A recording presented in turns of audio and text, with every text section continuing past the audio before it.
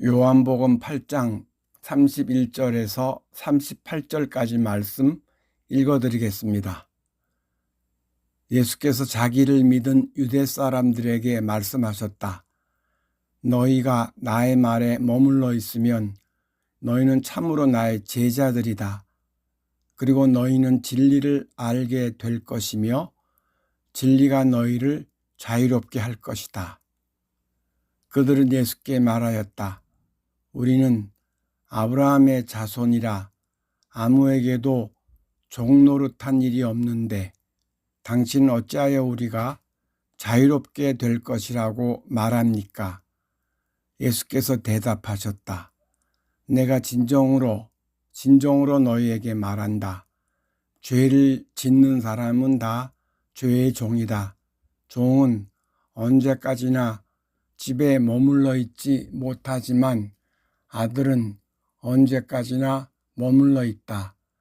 그러므로 아들이 너희를 자유롭게 하면 너희는 참으로 자유롭게 될 것이다. 나는 너희가 아브라함의 자손임을 안다. 그런데 너희는 나를 죽이려고 한다. 내 말이 너희 속에 있을 자리가 없기 때문이다. 나는 나의 아버지에게서 본 것을 말하고 너희는 너희의 아비에게서 들은 것을 행한다. 어떤 집에 불이 나서 활활 타고 있습니다. 그 집의 주인인 노인이 불타는 자기 집을 보며 거의 미칠지경이 되어 울고 있습니다. 그때 옆에 있던 사람이 말합니다. 아니 왜 우십니까? 어제 대개 아드님이 집을 판 것을 모르십니까? 내가 어제 거래 현장에 있었습니다. 그러니까 이 집은 당신 것이 아닙니다. 그 말을 들은 노인이 뛸 듯이 기뻐합니다. 그러고는 그때부터 집이 불타는 모습을 즐거운 마음으로 구경하기 시작합니다. 세상에 불구경만큼 좋은 구경거리도 없다고 하지 않습니까? 그때 또 다른 사람이 말합니다. 아니, 나도 그 자리에 있었는데 흥정은 오갔지만 결국 거래가 성사되지 않았습니다. 아무것도 결정된 게 없었습니다. 그러니까 이 집은 아직 당신 재산입니다. 그 말을 들은 노인은 혼비백산하여 다시 가슴을 치며 울기 시작합니다. 그때 아들이 와서 아버지에게 말합니다. 아버지, 염려하지 마십시오. 어제 거래를 하다가 성사가 안 되었습니다. 그런데 오늘 불이 나는 순간 어제 흥정을 벌이던 그 사람에게 뛰어갔습니다. 그 사람은 건넌마을에 살기 때문에 이 집에 불이 났다는 걸 모릅니다. 그래 그 사람이 고집하던 그 가격에 집을 팔았습니다. 여기 집을 판 돈이 있습니다. 노인은 그 돈을 확인한 다음 다시금 희희낙낙하며 불구경을 즐깁니다. 그 아버지의 그 아들이라는 생각이 들지요. 셰익스피어의 소설 햄릿을 보면 사느냐 죽느냐 그것이 문제로다 라는 말이 나옵니다. 이야기의 노인은 내 것이냐 내 것이 아니냐 그것이 문제로다 라는 생각으로 살고 있습니다. 집이 불타고 있습니다. 그 집이 누구의 소유든 소중한 보금자리가 혹은 아까운 재산이 타고 있으니 가슴 아파할 일입니다. 그런데 자기 소유로 알면 울고 타인의 소유로 알면 웃습니다. 욕심과 두려움이 혼의 근간을 이루고 있기 때문입니다. 세상에 내 것이 하나도 없다. 하지만 내 것 아닌 게 하나도 없다. 이런 의식 수준이 되면 좋겠습니다. 내 것인 줄 알고 손 안에 움켜쥐려고 하는 것은 모래를 쥐려고 하는 것과 비슷한 모습입니다. 그럴 때 집착이 생겨납니다.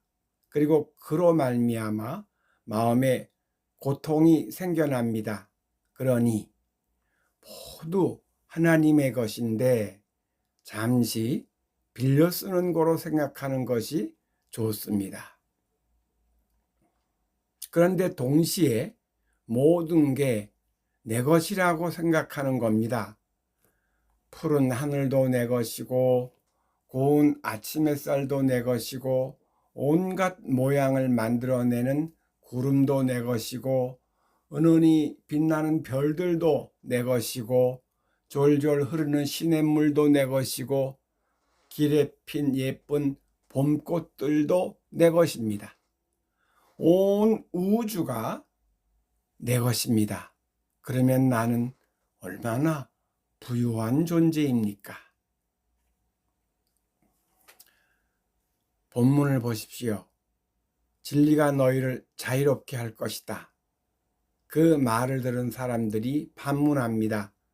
우리가 아무에게도 종노릇 한 일이 없는데 당신은 어찌하여 우리가 자유롭게 될 거라고 말합니까? 그들은 예수님의 말씀을 신체적 자유로 이해한 모양입니다. 그런데 예수님은 마음의 자유, 영혼의 자유를 말씀하시는 겁니다. 욕심과 두려움으로 살아가는 사람, 그가 자유로운 사람일까요? 수시로 짜증과 화를 내는 사람, 그가 자유로운 사람일까요? 자주 우울해지는 사람, 그가 자유로운 사람일까요? 외부 여건의 변화에 따라 마음이 맑아졌다, 흐려졌다 하는 사람, 그가 자유로운 사람일까요? 내 것이냐, 내 것이 아니냐 라는 생각에 사로잡혀 살아가는 사람, 그가 자유로운 사람일까요? 이 모든 사람이 속박 상태에서 살고 있는 겁니다. 어떤 사람이 대통령에 취임하게 되었습니다. 그는 기분이 좋아 예전의 친구들에게 전화하였습니다. 한 사람은 지옥에 있는 사람이고 다른 한 사람은 천당에 있는 사람입니다. 지옥에 간 친구와 몇 시간 동안 통화하였습니다. 이어서 천당에 간 친구와는 몇 분만 통화하였습니다. 두 친구와 통화한 시간에 큰 차이가 나는 이유는 아마도 지옥에 간 친구와 훨씬 친했나 봅니다. 그리고 훨씬 편하게 오랜 시간 통화할 수 있나 봅니다. 대통령에 당선되는 과정에 대한 얘기를 자랑 삼아 늘어놓았을 텐데 천당에 간 친구에는 할 말이 많지 않았나 봅니다. 아무튼 나중에 전화요금 고지서가 왔습니다. 그런데 오랜 시간 통화한 지옥의 것은 값이 싸고 짧은 시간 통화한 천당 것은 아주 비싸게 매겨져 있는 겁니다. 대통령은 전화국에 항의 전화를 했습니다. 그랬더니 전화국 직원이 이렇게 말했습니다. 지옥은 시내 전화이기에 싸고 천당은 국제 전화이기에 비쌉니다.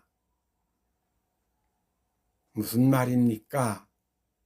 천당은 비행기나 우주선을 타야 갈 수 있다면 지옥은 걸어서나 시내버스를 타면 갈 수 있다는 뜻입니다. 곧 지옥은 우리와 아주 가까이 있다는 뜻입니다. 뒤집어서 말하면 우리가 사는 곳이 지옥이라는 뜻입니다. 곧 우리가 속박 상태에서 살고 있다는 뜻입니다. 그렇다면 어떤 모습이 자유의 모습일까요?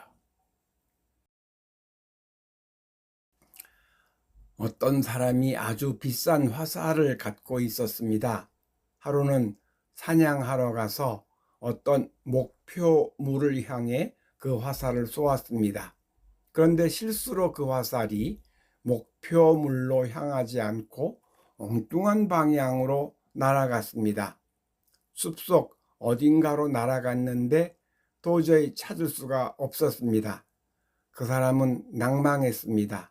그러자 옆에 있던 사람이 말했습니다. 그 화살이 어디에 떨어졌든지 이 나라에 떨어졌겠지. 그렇게 큰 마음으로 생각하고 잊어버리게. 그러자 두 번째 사람이 말했습니다. 굳이 이 나라에 떨어졌다고 한계를 지을 게 무언가. 어디 떨어졌든지 사람이 주었겠지. 그러자 세 번째 사람이 말했습니다. 왜 굳이 사람을 논하는가? 어디 떨어졌든지 우주로 돌아갔겠지. 내 화살을 잃어버렸다고 생각한 겁니다. 그런데 내 화살에서 내 나라로 확장되고 내 나라에서 사람 일반으로 확장되고 마지막으로 사람을 넘어 우주로 확장된 겁니다. 의식이 점점 넓어지는 모습이 그려지고 있습니다. 내 화살을 잃어버렸다고 생각하는 수준과 화살이 우주로 돌아갔다고 생각하는 수준, 그 둘은 얼마나 큰 차이를 보입니까? 전자는 속박의 상태고 후자는 자유의 상태라고 말할 수 있습니다. 지난 2002년 월드컵 축구 때 붉은 악마 응원단은 꿈이 이루어진다라는 슬로건을 내세웠습니다. 우리는 대부분 꿈을 가지고 있습니다. 그리고 그 꿈이 이루어지기를 소망합니다. 우리가 품고 있는 꿈의 내용은 무엇입니까? 돈을 많이 버는 겁니까? 유명해지는 겁니까? 아주 건강해지는 겁니까? 물론 다 좋습니다. 그런데 그걸로 끝입니까? 우리 주변에 돈을 많이 번 사람들, 유명한 사람들, 아주 건강한 사람들이 있습니다. 그런데 그 사람들이 모두 행복해 보이지는 않습니다. 대통령이 된 사람들도 행복한 삶을 살고 있지는 않아 보입니다. 천당에 간 친구보다 지옥에 간 친구와 더 편하게 더 많은 얘기를 나누는 모습을 보면 말입니다. 우리가 원하는 돈, 명예, 건강과 같은 것들은 아직 과정입니다. 그 너머에 궁극의 꿈이 우리에게 있어야 합니다. 그 궁극의 꿈 중 하나가 바로 자유입니다. 내면의 자유, 영혼의 자유 말입니다. 그 어떤 것에도 걸리지 않고 유유히 흐르는 존재의 자유 말입니다. 세상 모든 일을 희소식으로 인식하는 존재의 자유 말입니다. 그런 자유가 중요합니다. 그런데 그 자유를 얻으려면 진리를 알아야 한다고 예수님이 말씀하십니다. 그렇다면 진리는 무엇일까요? 우주의 진실은 이러합니다. 눈에 보이지 않는 것이 눈에 보이는 것을 떠받치고 있는 겁니다. 눈에 보이는 것들이 있습니다. 그것들을 내 거라고 생각해도 됩니다. 그러나 동시에 눈에 보이지 않는 차원에서 그것들이 내 것이 아님을 아는 겁니다. 그리하면 눈에 보이는 것들에 대한 소유욕과 집착이 한결 줄어듭니다. 또한 눈에 보이지 않는 하나님의 것이 아주 많은데 그것들을 모두 내 거로 생각하며 누릴 수 있습니다. 그리하면 마음이 부유해집니다. 소유욕이 줄어들고 마음이 부유해지면 점차 자유의 삶을 살게 됩니다. 이렇듯 보이지 않는 차원에 접속하여 살 때 자유가 주어지니 자유를 가능케 하는 진리는 보이지 않는 세계와 밀접한 관련을 지님이 분명합니다. 단적으로 말해서 하나님이 진리이십니다. 따라서 보이는 세계를 통해 진리를 추구하는 것은 헛된 일입니다. 아니, 진리를 추구하는 것은 보이지 않는 세계의 주인공이 되려는 일이라고 할 수 있습니다. 다르게 말하자면 하나님과 하나 되는 일이라고 할 수 있습니다. 신앙인은 보이지 않는 세계를 추구하는 존재입니다. 보이지 않는 세계를 느낄 수 있는 존재입니다. 그리하여 보이지 않는 세계가 보이는 세계를 떠받치고 있음을 아는 존재입니다. 그 사실을 머리가 아닌 가슴으로 터득해가는 존재입니다. 그리하여 보이는 세계에서 느끼게 되는 욕망과 두려움의 속박에서 벗어나 보이지 않는 세계를 통한 자유인의 길을 걸어가는 존재입니다. 예수 그리스도께서 우리를 그 길로 인도하십니다. 우리가 품고 있는 궁극의 꿈을 이루도록 도와주십니다. 그래서 우리는 예수 그리스도를 삶의 중심으로 삼고 살아갑니다. 그분은 길이요, 진리요, 생명이십니다. 그분의 권능과 사랑에 힘입어 우리는 자유인의 꿈을 조금씩 이뤄갑니다. 그 증거로 삶에서 미소가 조금씩 늘어갑니다. 기도하시겠습니다. 주님, 모든 일이 합력하여 성을 이룬다고 할 때 그것은 보이지 않는 세계가 보이는 세계에 개입하여 나타나는 현상입니다.